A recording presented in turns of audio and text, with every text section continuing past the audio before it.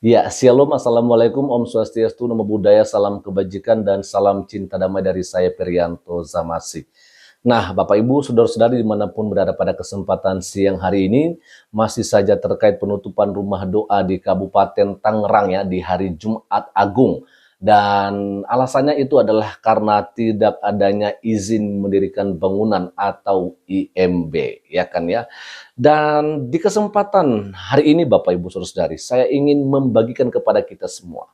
Setelah kejadian tersebut, akhirnya ada seorang muslim yang memang paling berani, ya kan, membongkar semua ya yang selama ini mungkin belum diketahui oleh banyak orang ya Bapak Ibu Saudari, di mana rupanya ada sampai ribuan ya masjid dan juga musola nggak punya izin mendirikan bangunan atau IMB, tetapi sudah dibangun dengan megah itu rumah ibadahnya. Wow, ini sangat luar biasa sekali Bapak Ibu Saudari. Dan tidak lagi berlama-lama, mari kita akan saksikan saja apa yang dibongkar oleh seorang muslim yang satu ini. Dan langsung saja, ini dia videonya. Assalamualaikum, selamat datang kembali di hari ke-8 di salah satu episode di akhir zaman. 3 April 2026, orang-orang Kristen yang sedang beribadah di Tangerang tiba-tiba digeruduk oleh massa dan Satpol PP. Mereka, orang-orang yang menggeruduk itu merasa bahwa mereka itu sakit hati, mereka itu terluka, mereka itu kepanasan ketika ada orang lain dari agama lain beribadah di tempat di kampung halaman mereka. Karena mereka merasa terusik, kepanasan dan sakit hati, maka mereka memutuskan untuk menggeruduk tempat ibadah itu yang dipenuhi oleh jemaat yang sedang berdoa. Apa alasannya? Salah satu alasan paling klasik yang menyakitkan itu adalah bahwa tempat ibadah itu katanya tanpa izin, dan karena itu semua orang yang melakukan aktivitas berdoa di sana itu juga tidak boleh melaksanakan karena tidak ada izinnya. Ini kemudian yang lebih lucunya lagi adalah bahwa orang-orang yang melabrak itu kemudian mengatakan jangan dibesar-besarkan, demi toleransi, demi kerukunan, mohon jangan dibesar-besarkan karena acara ini sebenarnya memang sejak awal sudah salah. Jadi kalau kita menggeruduk itu clear, sudah ya, kami kepanasan, kami terprovokasi, kami merasa dibohongin kalau ada orang agama lain beribadah di tempat kami. Jadi imannya tuh setipis itu. Jadi kalau ada orang yang beribadah di tempatnya sendiri tetapi di lingkungan rumah, maka mereka itu akan kepanasan. Nah, kemudian mereka mengatasnamakan toleransi, kerukunan, dan karena itu tidak berizin. Dan mereka minta untuk tidak dibesar-besarkan kasus ini. Ini bukannya tidak harus dibesar-besarkan, tetapi ini memang sudah besar, Baraya. Jadi kalau Baraya melihat statistik, sejak zaman reformasi sampai zaman sekarang ada lebih dari 1.000 gereja yang dibakar atau dihancurkan atau disegel atau tidak diizinkan atau diblok sama sekali untuk tidak boleh menjalankan ritual di sana. Lebih dari 1.000, Baraya. Kenapa? Ya, alasannya macam-macam, tapi salah satu alasannya itu adalah demi menjaga kerukunan. Jadi kita hanya boleh rukun kalau misalkan umat agama lain itu tidak boleh ibadah di sini, kalau mungkin tidak ada di kampung ini. Jadi semuanya itu harus homogen. Kan masyarakat Indonesia itu adalah masyarakat yang sejak awal multikultural. Masyarakat Indonesia sejak awal itu adalah masyarakat yang etnisnya beda, bahasanya beda, kepercayaannya beda. Lalu kenapa ada sekelompok orang yang mengatasnamakan orang Islam dan mengatasnamakan orang Indonesia, kemudian melanggar itu semua dengan mengatakan kami kepanasan kalau ada orang beragama lain beribadah di situ. Dan kalau urusannya adalah urusan izin, itu bukan hanya gereja, Baraya. Mayoritas masjid di Indonesia itu tanpa izin. Izinnya nggak selesai. Kenapa? Karena tempat ibadah itu ya ditolerir saja kalau izinnya belum selesai karena izinnya panjang. Jadi yang bermasalah di sini itu adalah birokrasi negara Indonesia yang perizinannya itu begitu ribet. Coba silakan Baraya cek kelurahan, Baraya silakan cek kecamatan, masjid Baraya itu terdaftar atau enggak, punya IMB-nya atau enggak. Sedikit sekali yang memilikinya. Masjid yang izin dari atas sampai bawahnya itu sudah selesai semuanya, itu minoritas. Nah, apakah masjid-masjid yang tidak izin yang menjadi mayoritas itu ketika sholat maghrib harus digerebek? Apakah ketika orang lagi sholat Jumat itu juga harus dihancurkan? Apakah masjid-masjid itu tidak boleh mengumandangkan azan hanya gara-gara tidak ada izin? Kan nggak seperti itu konsepnya, Baraya. Dan kalau misalkan ngomongin soal izin lagi, itu bukan hanya masjid, pesantren. Ada 40.000 pesantren di Indonesia dan atau lebih. Dan hanya 50-an saja pesantren itu yang izinnya lengkap dari awal sampai akhir. Apakah kemudian 40 ribuan pesantren itu kemudian harus disegel, harus digeruduk, harus dibakar, harus tidak boleh ada kegiatan pendidikan di sana? Kan nggak gitu mikirnya itu. Itu hanya gara-gara orang beragama lain beribadah, berdoa, kemudian kita kepanasan dan cari alasan izin apa segala rupa untuk menyelenggarakannya. Padahal ada pesantren yang tidak ada izin, tidak ada perencanaan, sampai runtuh sama sekali, menimpa puluhan orang di dalamnya. Justru mendapatkan bantuan miliaran rupiah untuk membangun kembali pesantren itu, yang tidak ada izin IMB-nya itu. Kan ini ironi Baraya. Jadi dalam hal ini, kita kaum muslimin itu malu Baraya. Di akhir zaman kaum muslimin itu benar-benar dipermalukan, dilecehkan, diintimidasi, mendapatkan perlakuan yang sangat buruk. Di media-media kita memiliki cap yang jelek dan sebagainya. Itu tuh fakta hari ini. Dan siapa yang membuat kaum muslimin itu dipermalukan, dilecehkan dengan cara seperti ini? Ya orang-orang kayak gitu. Orang-orang yang seperti itu, orang-orang yang ketika ada orang beragama lain beribadah, kemudian digeruduk, mengatasnamakan Islam, mengatasnamakan toleransi. Makanya saya tuh sering bilang, di akhir zaman kaum muslimin itu benar-benar berislam itu seperti menggenggam bara api. Sakitnya tuh luar biasa Baraya. Jadi teknologi kita nebeng sama orang lain, kemudian ilmu pengetahuan kita nebeng sama orang lain, ekonomi kita mengemis sama pihak lain, aturan-aturan kita harus nginduk sama pihak lain, kemudian negara-negara muslim harus memuja dan memuji Putin hanya agar dia dapat sumbangan rudal, hanya agar mendapatkan sumbangan teknologi. Dan ketika kaum muslimin sekarang hanya bisa merengek dan meminta seperti itu saja, lalu kaum muslimin apa? Ada agama lain dirusak, ada penganut agama lain digangguin dan sebagainya. Di sisi lain mereka kalau sholat aja kadang-kadang di jalan dan bikin jalan macet. Itu kan memalukan. Dan yang luar biasanya apa? Ketika ada upaya untuk memperbaiki, gimana caranya perbaikan ini, orang yang berupaya memperbaiki keadaan itu dihujat, dicaci maki, diancam bunuh, di-framing, difitnah segala rupa. Karena Islam tuh ya harus kasar, harus jahat, kelihatan di media tuh harus seperti itu. Jadi ada upaya segala rupa, kayak misalkan saya mengatakan hal yang seperti ini, itu di kolom komentar akan penuh, itu akan ada banyak ustadz-ustadz yang komentari bahwa kenapa si gembul ini selalu pro terhadap orang Kristen, pro terhadap orang Israel, pro terhadap PKI, begitu aja terus.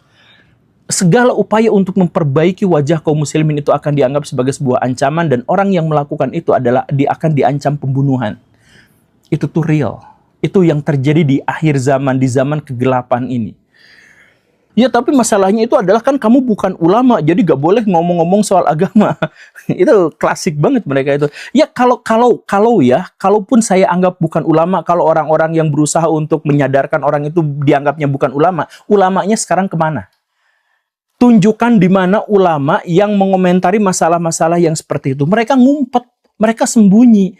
Yang paling banter kalaupun mereka muncul, mereka akan membela orang-orang yang menggerebek itu, yang mempermalukan Islam itu.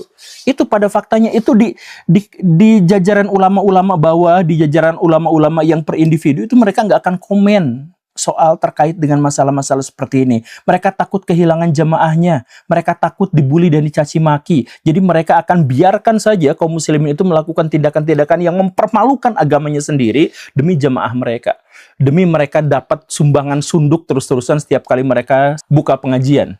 Ya mungkin seperti itu, tapi apapun alasannya yang jelas kita tahu bahwa mereka tidak bersuara sama sekali. Jadi kalau misalkan ada komentar, kenapa kamu yang berkomentar bukan ulama? Ulama-ulamanya nggak ngomong Baraya, diam bungkam. Dan lihat organisasi-organisasi keulamaan mana yang ngomong? Senyap, bungkam. Ulama-ulama yang berafiliasi dengan kelompok besar, dengan organisasi besar, dengan ormas besar, ya sekarang juga mereka nggak ngomong apapun terkait dengan hal ini. Padahal ini tuh tanggung jawab mereka, Baraya. Ini tuh tanggung jawab NU, tanggung jawab Muhammadiyah, tanggung jawab MUI dan sebagainya. Tapi ketika ada kasus seperti ini, mereka tuh nggak akan berbicara apa-apa. Ya paling redakan emosi ya, jangan ribut ya, paling sejauh itu saja. Ini kan pembinaan tuh sebenarnya adalah urusan mereka, kan mereka ngakunya ulama, mereka ngakunya ormas ulama gitu kan, harusnya seperti. Tapi kan ya kita nggak ngelihat aksinya seperti apa. Dan setelah diselidiki ternyata organisasi-organisasi itu lagi pecah belah rebutan tambang. Ternyata organisasi-organisasi itu lagi pecah belah, saling hujat satu sama lain antar pengurus gara-gara rebutan kuota haji. Karena mereka itu sedang rebutan bisnis travel umroh, karena mereka itu sedang sibuk-sibuknya jualan air liur Nabi dan sebagainya. Nah, ulama-ulama yang ada tuh yang seperti itu yang sekarang tuh. Makanya kalau misalkan ditagih, ini pembinaan jemaah di mana? Ini apa di mana? Ya enggak. Rebutan tambang itu bisa menyebabkan mereka dua kubu yang katanya saling sayang itu jadi bermusuhan demi tambang. Tapi kalau misalkan terjadi umatnya yang melakukan pelecehan terhadap ajaran agamanya sendiri, mereka akan diam. Ya, karena mereka diam ya apa boleh buat, walaupun bosan saya ngomong lagi kayak gini gitu. Tapi kan kaum muslimin apakah memang aslinya seperti ini ya?